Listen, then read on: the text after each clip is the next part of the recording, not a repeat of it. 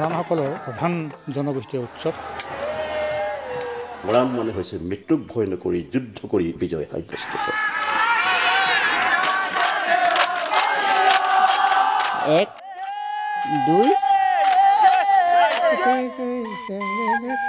নৃগোষ্ঠীয় যিসকল লোক তেওঁলোক এতিয়া মৰাণ হৈ থকা নাই আৰু যিসকলে এতিয়া বৰ পিছত বিহু পাতি আছে অবৈধভাৱে কৰা বিহু গাই থকা অৱস্থাত এটা থাকে মানে আৰু সেই সাম্ৰাজ্যত আমাৰ সমান সমান অধিকাৰ আছিলে। সত্ৰত বিহু উৰুৱাই